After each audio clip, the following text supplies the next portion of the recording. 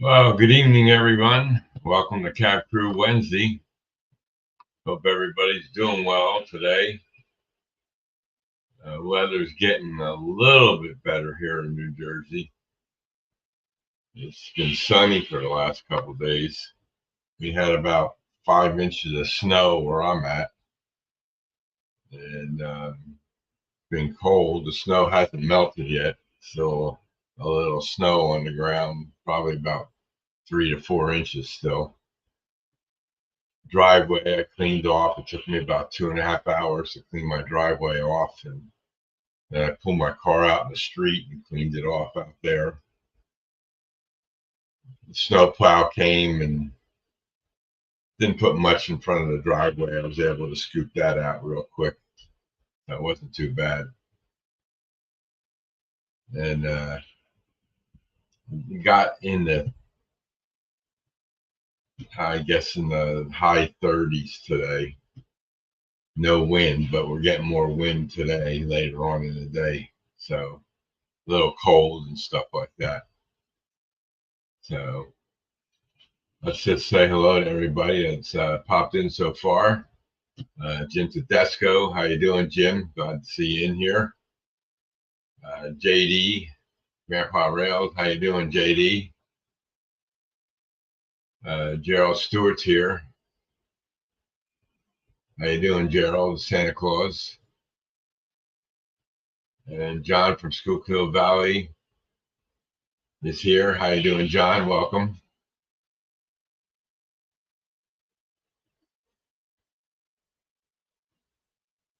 We're going to have a heat wave. It's supposed to be 76 on Christmas. Yeah, well, JD, when I lived in Key West, that's what it was like down there. I never saw it go below 70 in Key West when I lived down there.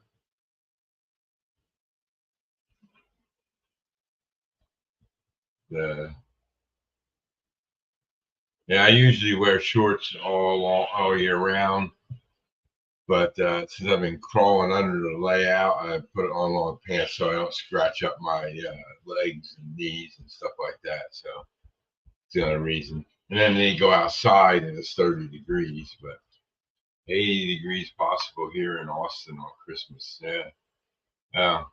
I'd like to see 80 degrees already.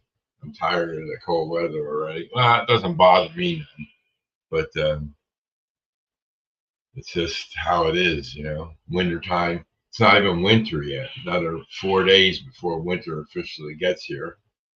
And we've had winter weather the whole month of December, pretty much. So what can you do? And everything like that. So you saw that intro train ride. Yeah, the weather is really screwy lately. But what do you expect, right? So that intro video, when the train goes into that tunnel, in the beginning part of the tunnel, I painted it black. And I don't know why I didn't finish it, but I didn't realize. But when the train gets in and the camera gets in there, that's why you see that blank white a little bit until it gets around a little lighted area, I guess.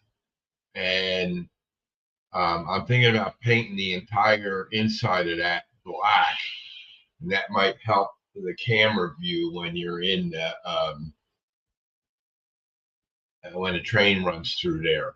So I'm going to probably get a spray can and see if I can get in there and spray the whole thing. But I got to be careful not getting any of the spray on the track. I forget how I painted the ends. I might have used a paintbrush with black paint. I'm not sure. It was a long time ago when I did that. What I should have did when I was putting it together, I should have painted the pieces.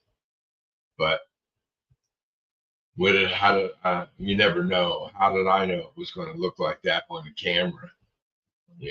So I just said, bah, that's the way it goes.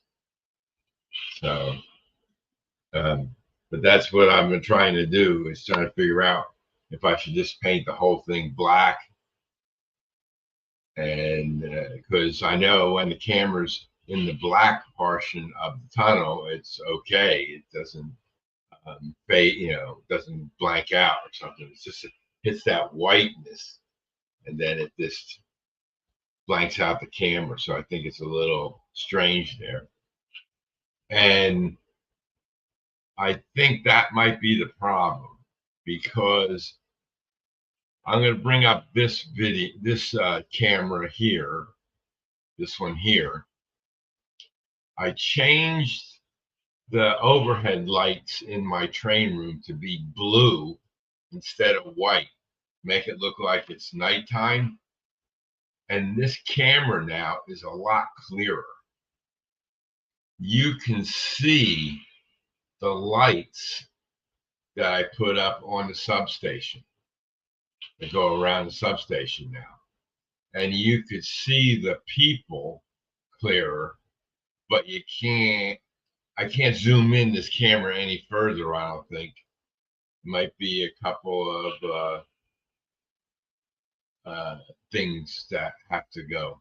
38 a couple of nights ago. Yeah, that's a little chilly. But I haven't seen 38 in the daytime here, Gerald. It's been in the low 30s and even in the 20s the last 3 weeks here. So, but Christmas, it'd be nice if the snow stayed until Christmas time, but that's a whole nother week away. So don't know. So I'll have to wait and see. So,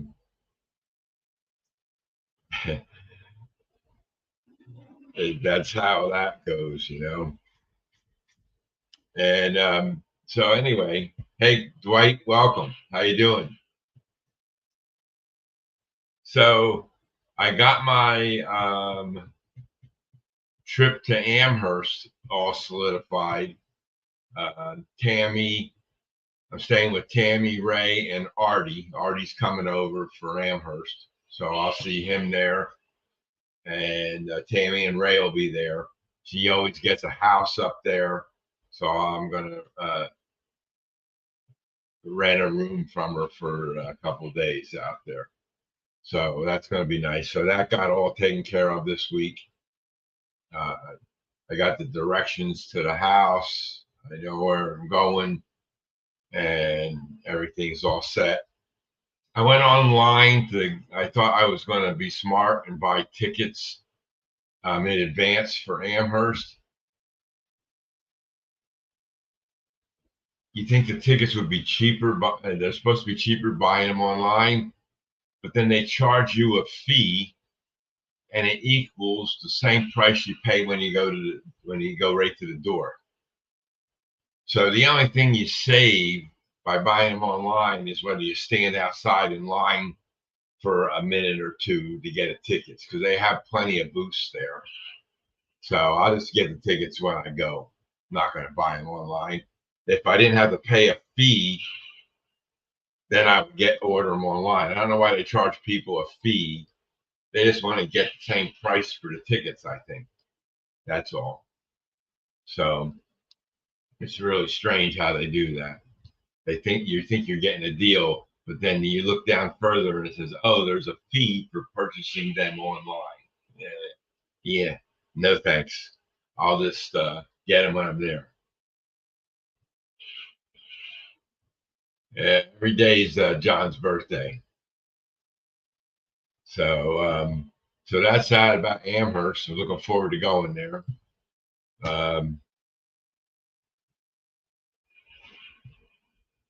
Barbara went to I'll give you the status of Barbara's health right now. She went to the eye doctor on Monday. Today's Wednesday. Yeah, on Monday. And she was having problems with the eye. Before she was able to see good out of it, it cleared up, and then it started going bad again. So it was actually bleeding again in the eye. So we took her to the eye doctor, and they found out that um, it was bleeding in the eye again.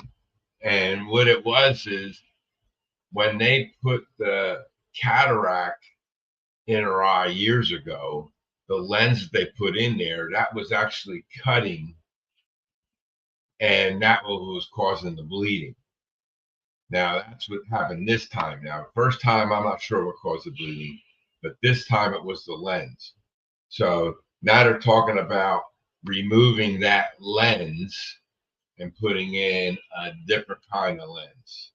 So that's not going to happen until after we come back from Amherst and stuff. So, but that's what's going on. She sees it's a little cloudy out of that eye and everything. So she came over here today for a while, and she can drive. She just goes a little slower. She doesn't because she only can see it really good out of one eye, so makes it difficult to drive with this one eye. But you can do it, but just have to go a little slower and stuff like that. So, but at least she's getting better and feeling better. But the eye is still a problem, and it can't. They'll have to operate on it again to take care of that cataract lens, to get rid of it and then put in another one. So that's what's going on with her. Then my youngest son, he was in the hospital last week, and he was in there for like 3 or 4 days. He had breathing issues and a flu and stuff like that, and he needed attention to get that. Yeah, I know, John, but that's the only way to correct it. Okay, that lens went bad, and and it was my grandson's birthday this past weekend. It was his first year birthday, and he couldn't even go because he was still in the hospital during that time. So I think he came home a day before the party or the day of the party. I don't remember what it was, but he wasn't there. And but he's doing good now too. And so that's the health statuses of all my friends and family. So thanks a lot, Dwight. So that's that. So we can cross them off the list. Yeah, so when Barbara was here, we just decorated the house, got all the, hey, James, welcome. That's what we should just call your name out 3 times and you'll appear then, James. So she came over today, and then we decorated. I put up the Christmas tree the other day. I put on the lights on the tree, got them all automated. My office has lights in it. Then we ran out. Had to get some batteries for my candles in the windows. I bought batteries the other day for them, but I bought the wrong size, of course. And I needed double A, and I got triple A. So got them all set up, and they're working now. So I have one light to put outside, but since there's 4 inches of snow and it's pretty hard, and the thing that it goes into the ground and it shines the lights onto the house and stuff like that. So maybe if it warms up a little bit, I get the shovel out there and shovel the area around and put the thing in the ground. And if I can get it in the ground, because the ground's not frozen, so I have to wait and see. So that's what we were doing today. Got the whole, put things around the house, and got the decorations all around and stuff like that. So didn't take us long to do it. nice when you have two people doing it. Last year, I put the Christmas tree up the day after Thanksgiving, which I usually do. This year I didn't. I don't know why. It wasn't good weather outside. I keep it out in the tool shed, the tree. And last year I brought it in, and then I was putting like one decoration a day on the tree until till Christmas Eve. Then I had to put on a couple more to finish it up. So it's some things to do. I was working on a couple of things here today, and then we took a break and did the decorations. And then after she left, then I started coming back in here, and I'm 3D printing stuff and trying to get things going. And I 3D printed. Let me make myself bigger. Get out of. Oops, I didn't want to do that. Hit the wrong button. I got to go here.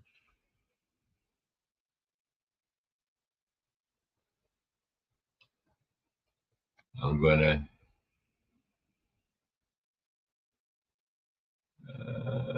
make myself bigger. Okay, this is what I 3D printed the other day.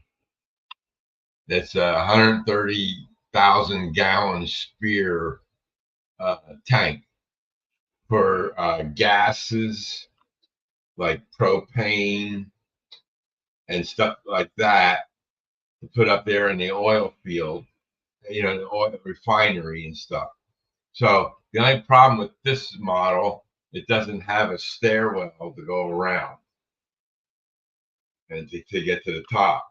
So I found another model, but that's going to be going to require to print on the resin printers, and the resin printers right now are printing the people for Rick Rollman and hey Dave, welcome, and Randall Ellison, how you doing?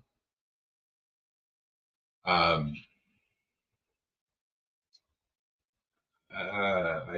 didn't see Randall pop in, but I see people saying hello to him, so I guess he popped in. I missed him. I found one. It's going to take resin to print that. I won't try to print that on a film printer. It's too detailed.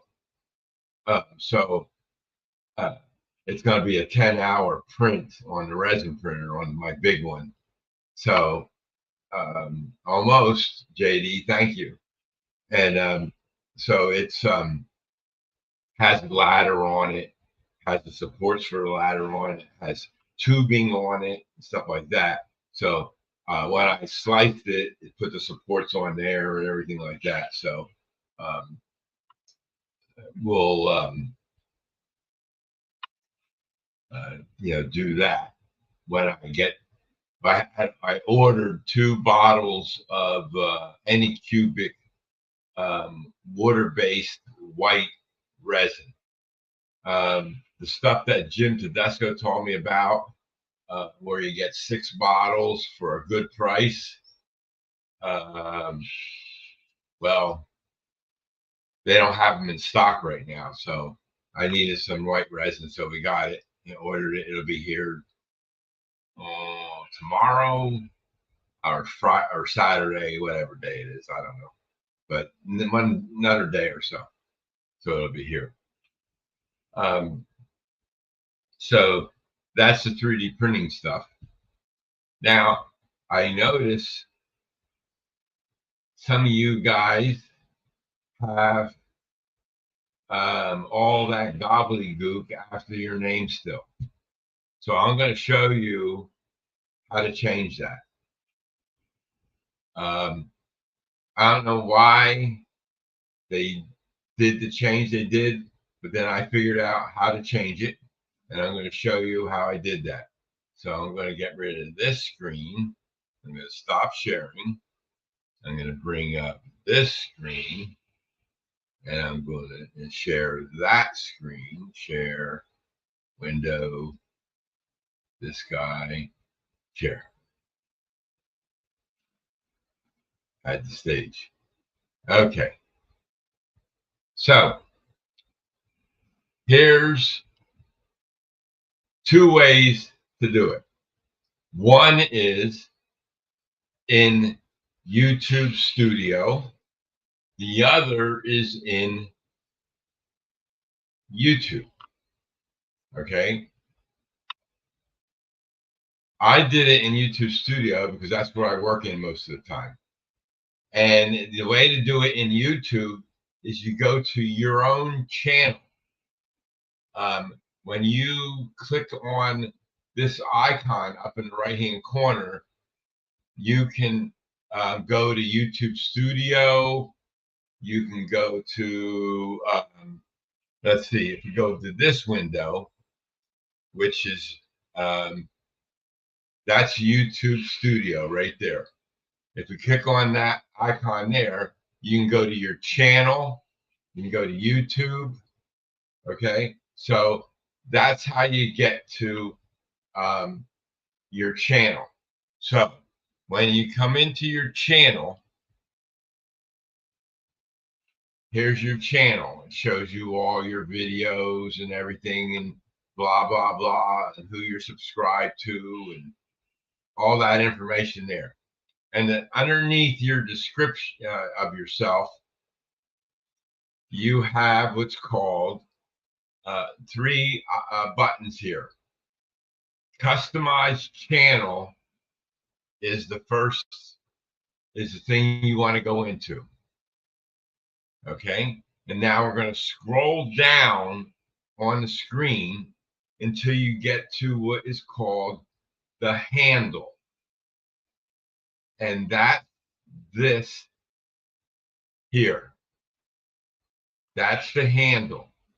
So if you guys look at that under customization, scroll down, you can change the handle to anything you want after the @ sign. The @ sign has to remain, and you can put in anything you like. Like I had before, Thomas Grassi 8818 or whatever the number was. So I changed it to my real name, Thomas R. Grassi Jr. Okay, now when I go on somebody's stream and I type a comment, it shows just Thomas Grassi, Thomas R. Grassi Jr. on there. So some of you guys have it, some of you guys don't. So this is how you change it. And that was on YouTube Studio. Now, if you go to your channel, oh, that was in your channel. On YouTube, YouTube Studio, which is this window, you go to customization. So from YouTube Studio, on the left-hand side underneath dashboard, you can scroll down to customization, and you're going to see the exact same window you saw when you were from your channel. So either way gets you to here. Now, guess what? This here screen, you got to from your channel. But guess what it did? It put you into YouTube Studio. So you either go to YouTube Studio and do this, or from your channel, and you go to customization. That's all you have to remember is customization. Like James, like you can get rid of the .r-jam 8267 off of your name there, to shorten it, to make it a little shorter if you wanted to. Grandpa Rails, you can get rid of the 8858 and just say Grandpa Rails. Very simple. It doesn't affect your channel. You can change it to @XYZ or whatever you wanted to. So it had nothing to do with the software that Jim Tedesco was using to broadcast. There you go. There you go. There you go. See that? You can say how easy it is. Very simple to do. So this customization, scroll down to the handle and change that to whatever you want. Now, somebody might have that same handle name. Like I wanted to change mine to Tom Grassi, but I couldn't because that was used by somebody else. Don't know who. Yeah. So it wasn't anything to do with not Blender, with the other program. Can't think of it off the top of my head. But now on my cell phone, you can on your cell phone, James, if you download the YouTube Studio app, it's a separate app from YouTube. Yeah, still have the @ symbol. That's required for the handle name. See, @Curly Express, @Jim Tedesco, @Grandpa Rails. See, @Schuylkill Valley, Schuylkill River Valley. Now the names are looking nicer. You have the app, then go on. I'm going to go on my phone and go on to YouTube Studio. Let me see if I can do it on there, on YouTube Studio. If I go to dashboard on YouTube Studio,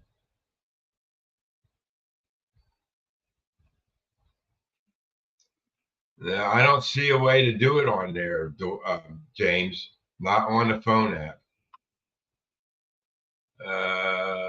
No. Let me see if you can do it on YouTube.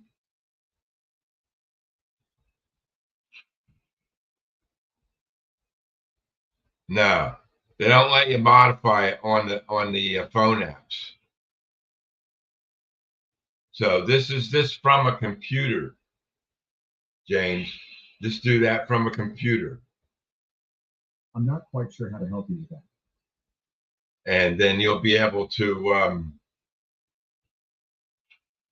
change it there.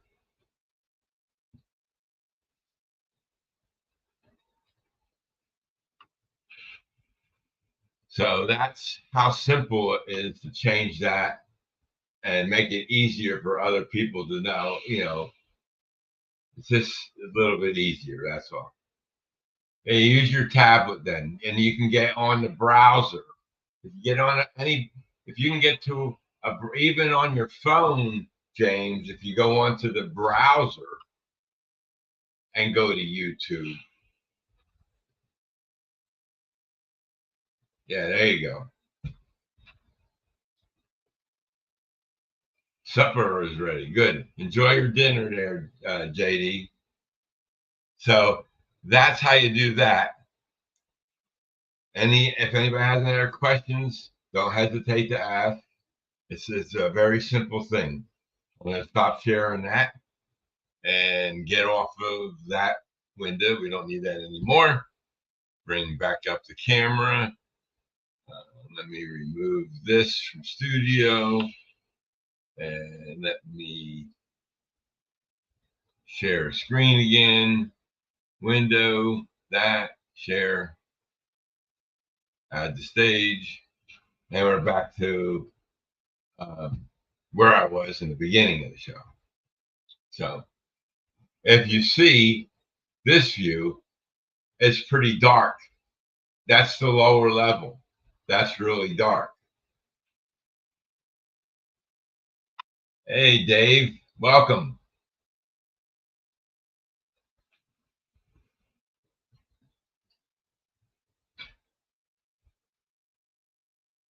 You can fix yours too, Dave. Get rid of that 6094. That number means nothing to no one. Unless it means something to you when you created your channel. See, I don't know if they allow you to change that at creation. So I'm not sure.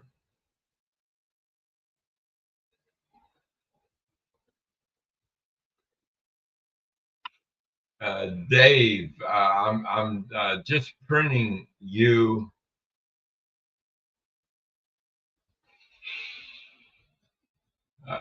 Didn't work. Said I need numbers. No. Hey, Mike, welcome. Don't need numbers. Just your name. Now, if you put your real name on there, hey, Dave, DB Tech, how you doing? 2 Daves in here.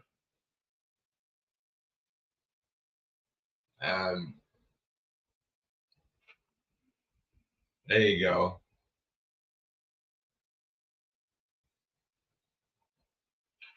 Now it works. But see, if Jenny or Dave try to put at Stormy Sky Rail instructions, they're not going to be able to do it. So what you could do is put Steve Stormy Sky, you know, and Dave and Jenny or something like that. Then we would know who is in here. But you guys always write down who you're from. So that was that little tip for tonight.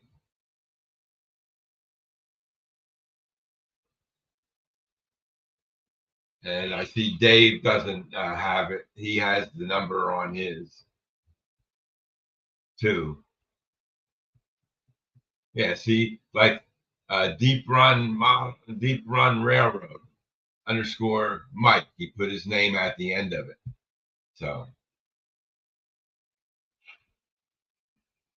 So that's how you do that. And if Dave wants to know, just go to YouTube Studio, go to customization, and go to handle, and just put Dave DB Tech or DB Tech Dave on there, and you get rid of the number. You know, we know who you are, but still, the numbers make it look weird. When we first saw them was on Jim's channel. Yeah, that's right, Jim. I don't know what they changed to do that, because I remember, oh, you know what? I think what it was doing was taking your YouTube channel name before, and the handle was just some name with the number at dash, you know, a dash number at the end of it. Then they must have said, oh, let's start using the handle name now. Who knows?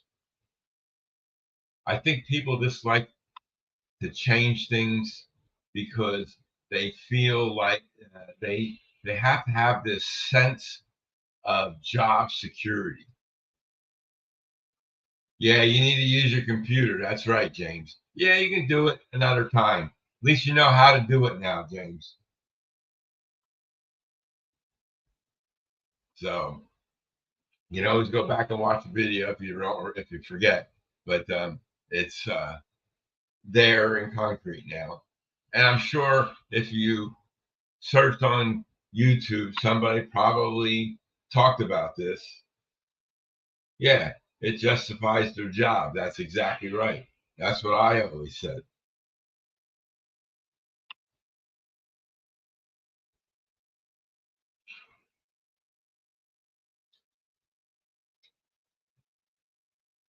Yeah. Well, see, I don't get notifications from YouTube because I don't know why. I don't log on to Gmail, and I think that's where the emails go. So I might have a billion emails from them. Yep. Well, I had that when I worked in the computer field. They would like to change things, and they didn't know what the consequences was going to be. Then we get 50 million phone calls from users that don't know how to work the thing anymore, whatever the application was that they changed. And what'd you change it for? What purpose? So I'm glad I'm retired. I don't have to deal with that stuff anymore. But, well, at least on here, YouTube does something. And I got time on my hands. I found out how to change it. And that's what I did. So that's why I wanted to share it with you guys, make sure that you knew. So it helps. So I got, I ordered 3 things from eBay, and my Walters part for my turntable was supposed to be put in the mail today. Don't know why, but the guy who I was working with couldn't get him on the phone.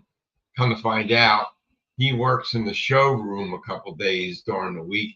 That's why I can't get a hold of him because I got his number at his desk. And so I finally got a hold of him. He said he's going to send it to shipping because he had to wait for the turntables to come in,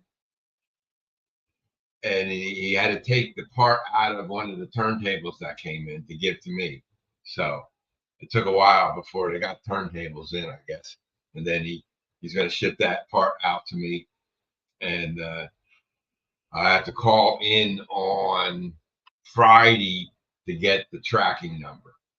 So they should have it by Friday. But I'll probably get a notification from the post office that it's in shipping before they can tell me what it is. So that's that part. So the eBay orders, one came today, came a day earlier than what it was supposed to, which was a surprise. Um, it was supposed to be delivered on Thursday, and it came today. Um, and that was good. And I got that uh, thing. I'll talk about that in a minute. Then the other eBay order was supposed to come on Friday, but it arrived in New Jersey today, and it's going to be out for delivery tomorrow. So I'll have it on Thursday.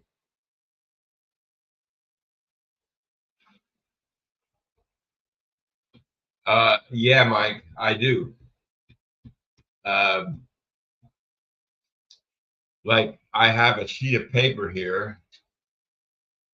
You can't read it; it's in red, but they're all phone numbers and support people I have to call on a regular basis. And at least I have all day long to do it. But it's funny, like I don't know what their schedules are. You know, they don't have to tell me what their schedules are, so I just randomly call. I hope I get a hold of somebody. Now I called Soundtracks today. Just wanted to discuss something with them, and I got a hold. but George and Tom were, the other guy's name's Tom, and George and Tom were in a meeting and for about 45 minutes. So I called back later on, and then I got a hold of George. We talked for about 5 minutes. Just wanted to confirm something that I was thinking about doing, and I was correct. Just two CVs that he recommended that I change, and I changed them too. So so that's what that was, and so it's like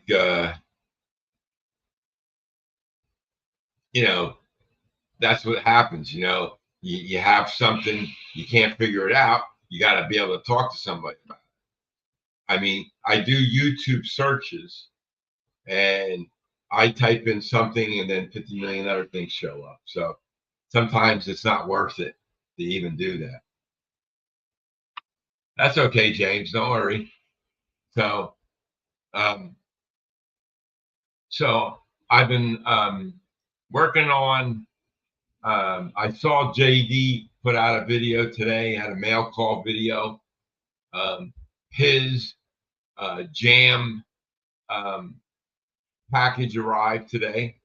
He had it was a nice little hopper car with a coal load on it, and had the 4 track cleaner things on it.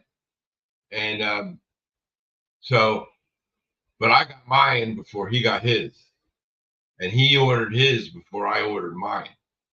So, and it was funny, that order, I kept on trying to call the guy to get the tracking information. The other night, I was on a live stream and JD was on there, and I asked him, "Hey, did you get tracking number?" He said, "No, he didn't." Well, the guy sent it out via UPS instead of the mail, so that was even better. But if I would have known he was going to send out UPS, whenever somebody sends something to me UPS, it automatically is added to my phone app. And then I would have been able to track it, but I didn't know it. So on Monday, I emailed them, and early in the morning, they emailed me back with the tracking number. It was a UPS tracking number. And then I said, "Oh, let me go on my phone app." There it was. It was out for delivery that day. So it was, he did ship it out, but I couldn't get a tracking number from him, so I didn't know where it was. So it made it here really quick. So I got mine on Monday. So I did a video of them. I'm putting together a video of how that what I got versus what JD got.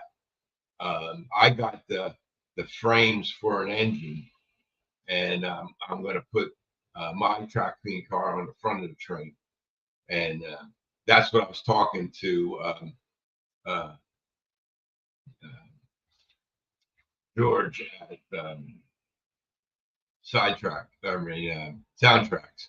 about adding another engine to the consist, and one CV, and I said 2 before. It was just one CV that I had to change, and had to do with the dynamic dual exhaust, and all the other settings worked. So when I put the engine on the track, and then I add the clean car engine on the track,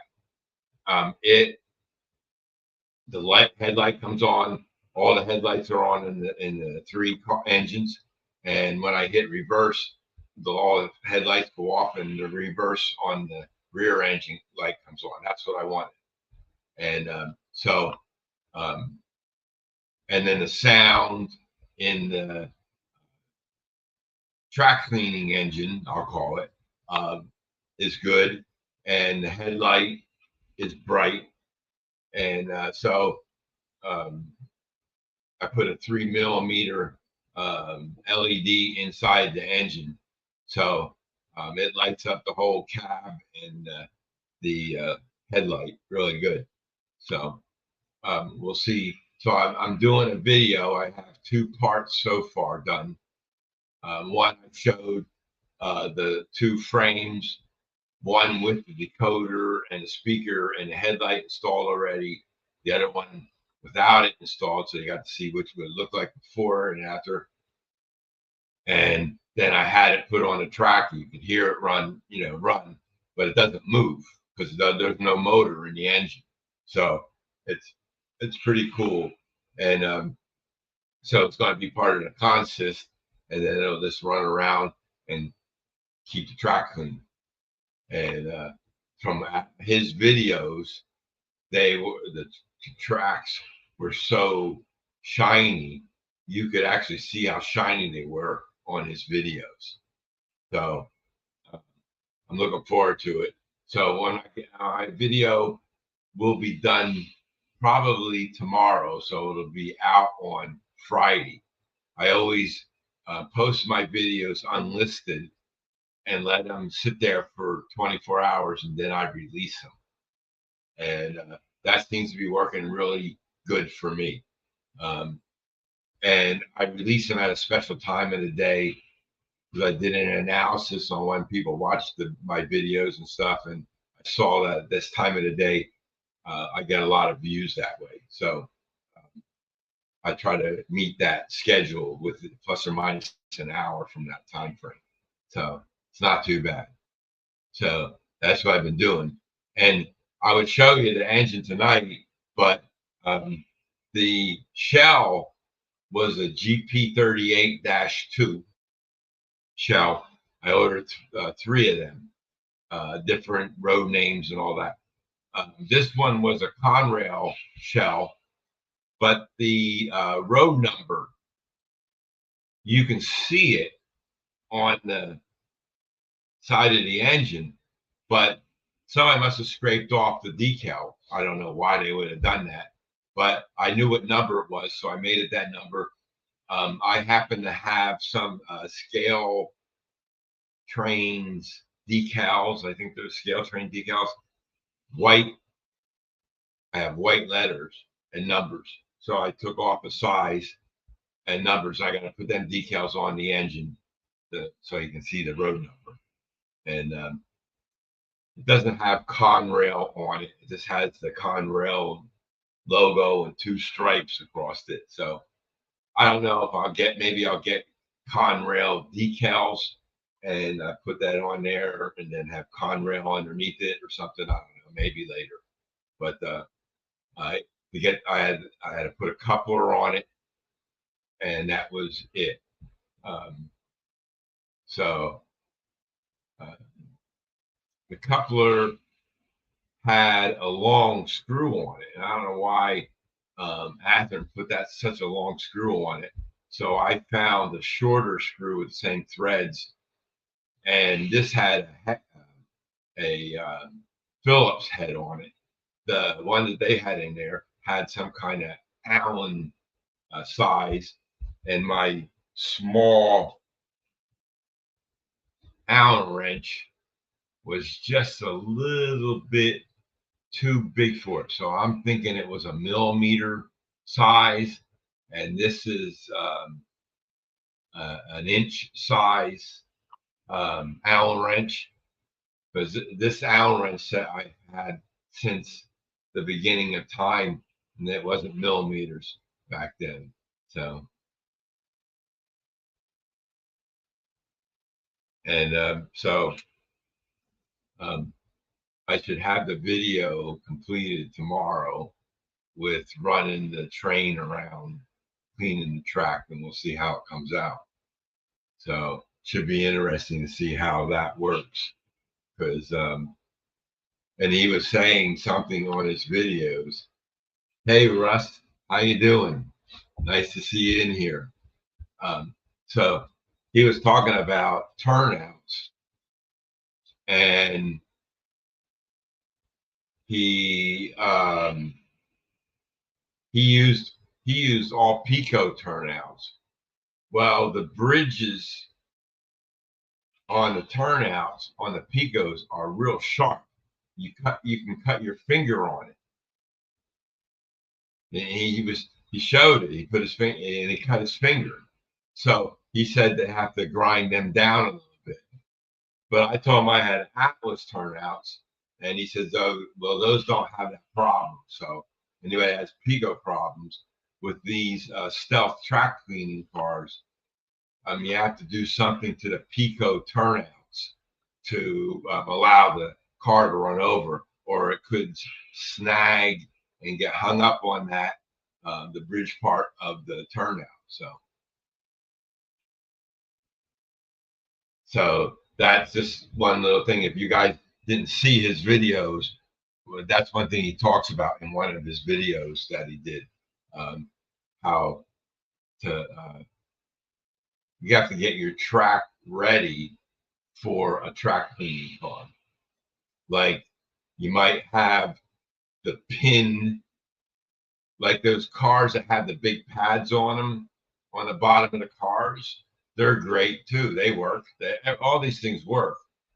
Um, but it doesn't shine the track like this. It cleans it, but it won't shine the track like this.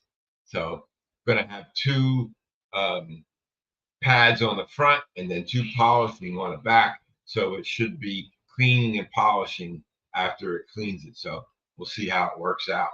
But so you have to, like I say, you have to prepare the track for a cleaning car. You don't want it to get snagged up. Like I had one, I bought a 3D printed track cleaning car, and it used that cotton twill that looped around.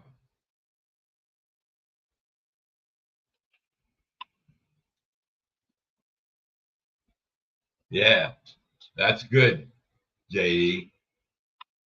Yeah, you don't believe how dirty they are, right? So, see, what I like about the engine doing it, when he showed in his videos, you can, when your train runs and it's dirty track, you see the headlight or the lights flickering every so often because they're going over dirty track. It loses connection, right? So with the engine as it, and then you put on track cleaning cars and you put them on the front of the engine.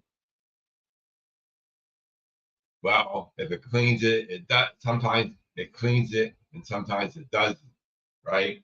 And you can run it around after you clean it, and then there's some dirty spots that the track cleaning car didn't quite get. So, so with the engine, the headlights on, so you'll be able to see if that thing is staying on all the time. Then that's why he put a 3mm headlight in there, a bigger one, brighter. Most of the engines have these 1mm LED lights in there, and they're not the brightest things in the world. So you can see they're there, but a 3mm LED is a lot bigger than what you normally put in an engine. So, and it shines in the video I show you, and you'll see it. So when that comes, that'll be coming out on Friday. That's what I'm hoping for. So I want to get it on the track. I'm gonna after this stream, I'm gonna do this.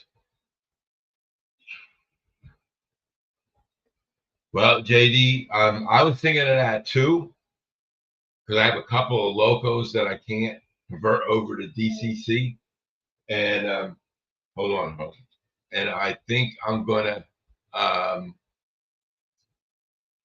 But you need a drill press and a vise to, and you need a reamer. Reamer bits are they're not that expensive. You get a couple of reamer bits the size of what he suggested, and you'll be able. Yeah, Mr. Track Cleaner's kit. Yeah, that's correct. So I got the frames already built, and they were I forget what the price was, but I got two of them, and they're good. You just want to hang on a second. I have to let my dog outside. Hold on. Be right back. Go outside.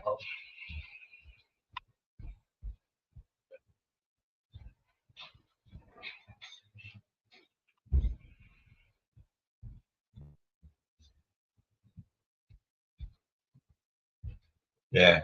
Harley came over to the door right there and said, "Mm." So he wanted to go out.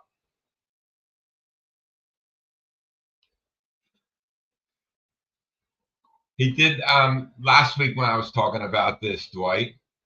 Maybe you missed it. Um,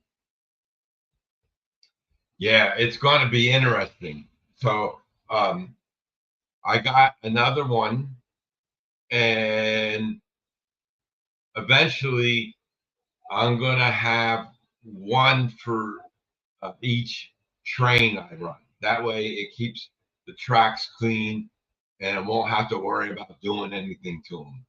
So I'll use the track cleaning 3D print cars. I have two of them now. One I designed my own.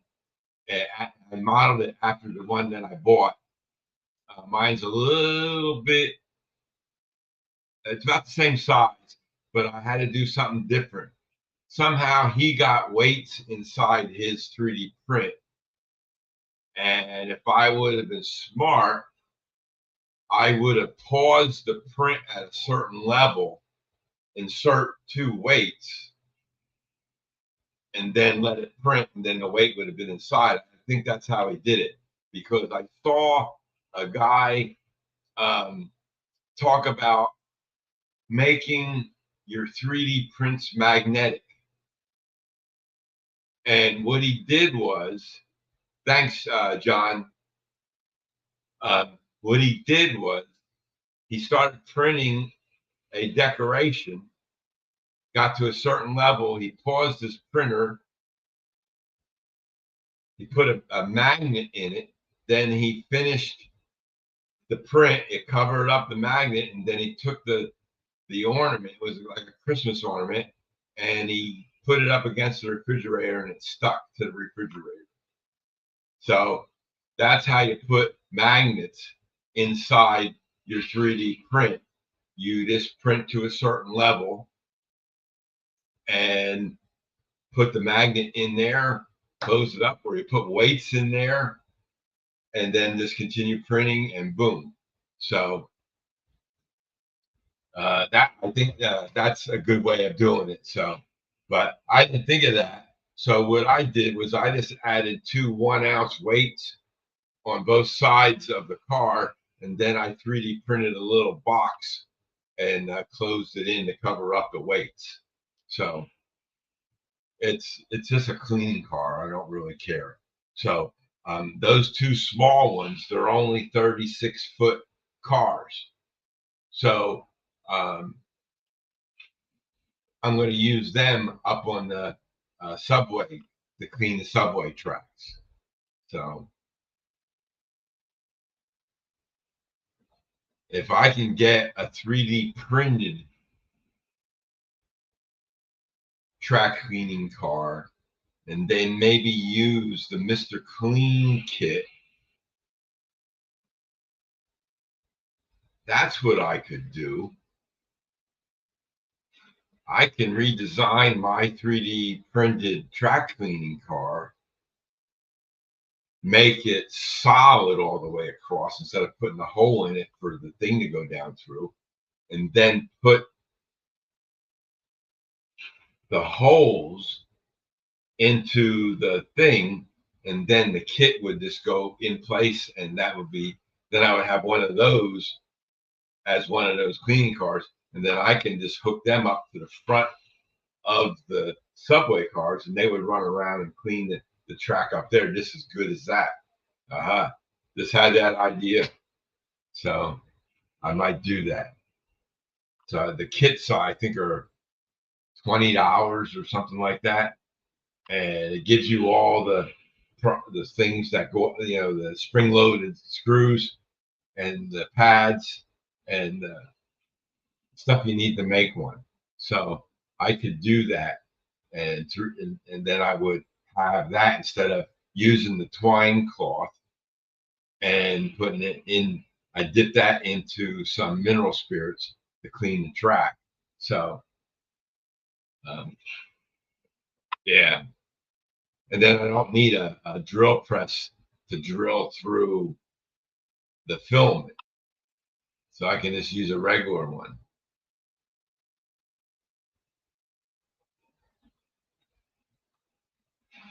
Yeah, Dave. But a cleaning pad really doesn't clean the track well.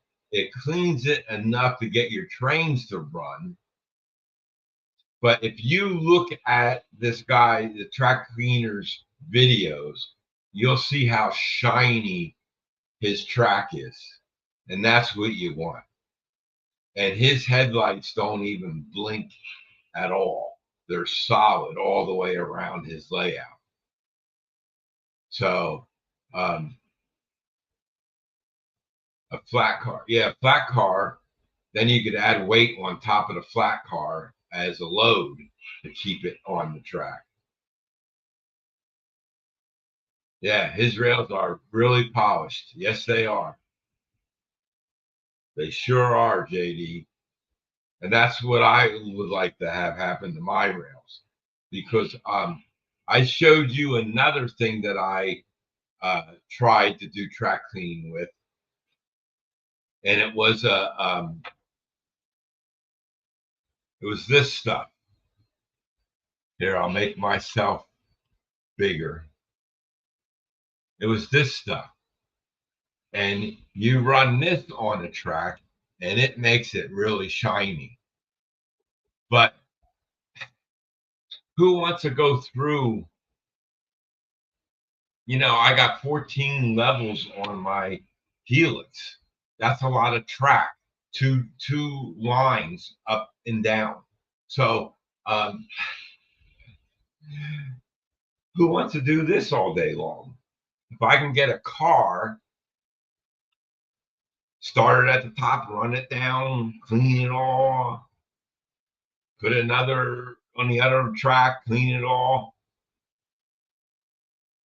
That's the goal, is to get something to do it for you instead of sitting there with a cork, a piece of t-shirt, dipping it in mineral spirits and going like this. Like in that video, you saw me cleaning the track. I was doing that with the cork and the wand thing. And no, that's in a pinch. But this here way, if you keep it, like if you run the train with that engine on all the time, which is a track cleaning car, or if you have your track clean and then you put one of the cars like JD got in your rolling stock, that'll keep it clean too. So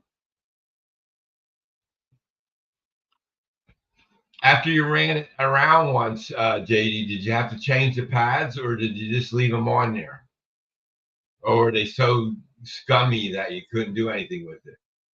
And was it both? Was it both a? Was both the? Did you use the polishing or did you put two? Did you put four scrubbing pads on? I'll call them scrubbing pads. They're like sandpaper pads.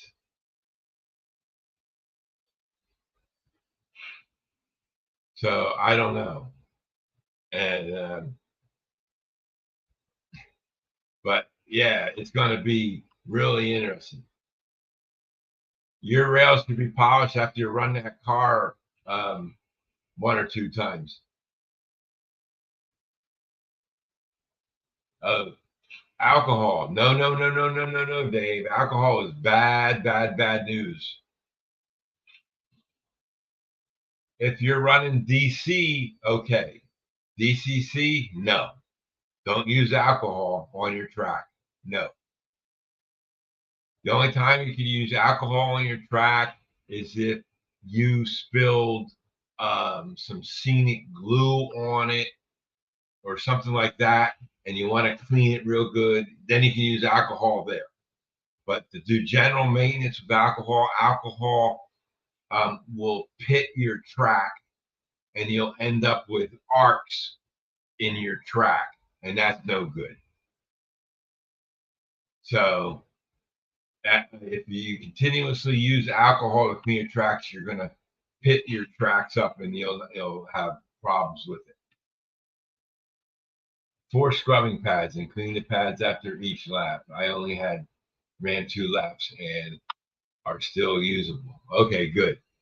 So, well, my tracks are, I cleaned them the other day, and I'm going to put this on like with the 2 scrubbing pads in the front and 2 polishing in the back, and see how it goes. But it doesn't take long for the track to get dirty again, especially if you don't run the trains every day. And I haven't been able to do that with all the other stuff that's going on. So that's how it is,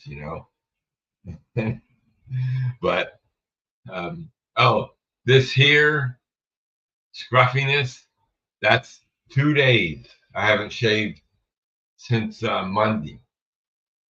I shaved on Monday, and this grew in so fast. So even the hair on the top of my head's coming in too. I have to shave it all off again. This comes out real fast. Always had that problem.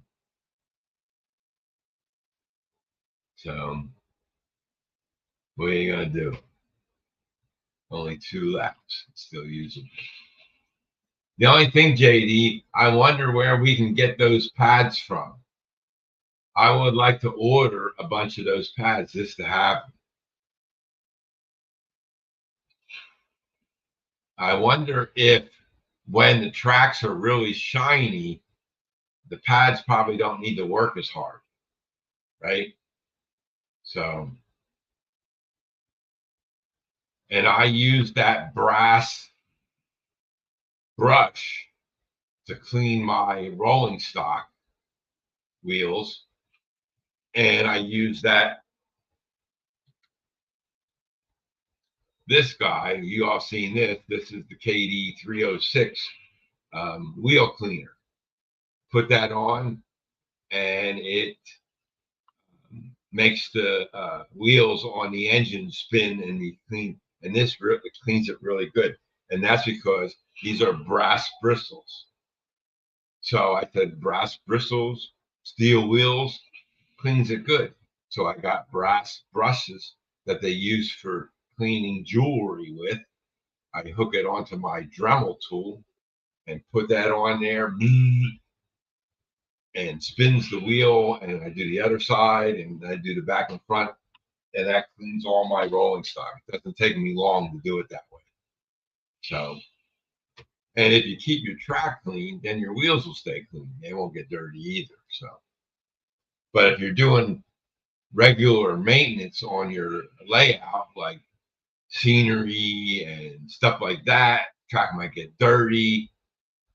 I got stuff that falls down from the top level down to the bottom level.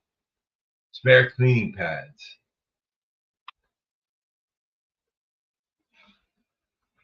Oh yeah, he has them.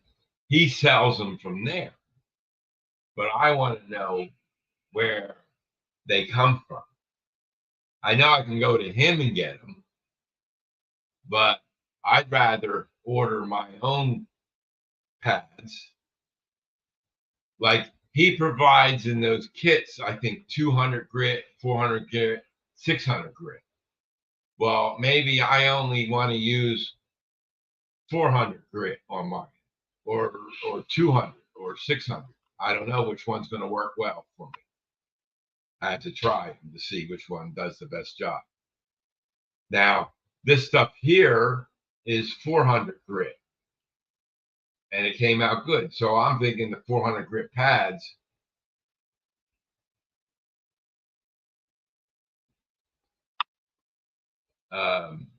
it you know then it should work. So I'm going to try the 400 grit pads and see how they work. Don't click on the link until after the show. Yeah. So, well, the show's going to end in a few minutes anyway. I've already been on here for an hour, and I don't have any other topics. This track cleaning thing, and I'm really looking forward to getting mine done and getting the track cleaned. And we'll see what happens. So next video I put out will be on Friday. It'll be about this track cleaning engine, and we'll go from there. So I'm going to do this now. And outro open. Add to stage.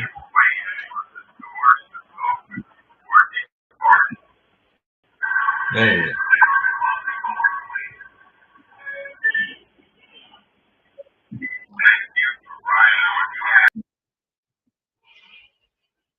It always does that. It never wants to.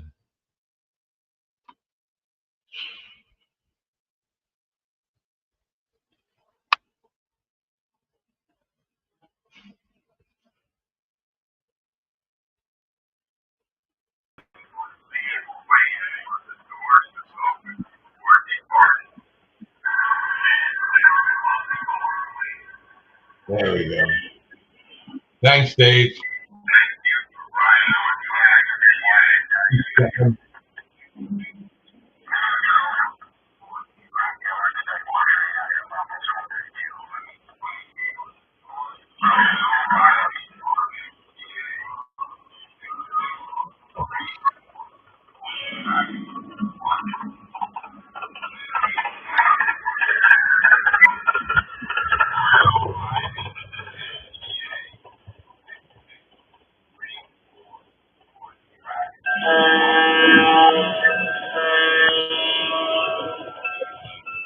Thanks, Dwight.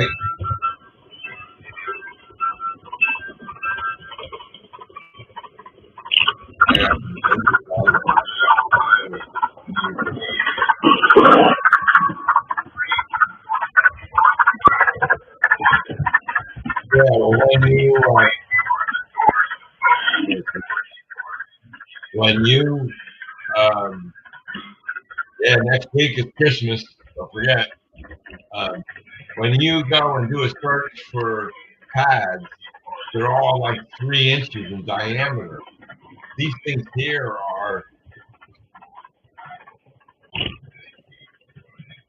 this size. They're real small. So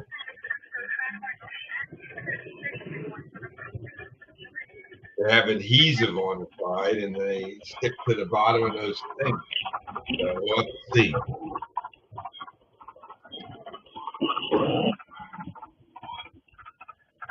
Have a good one, Dave.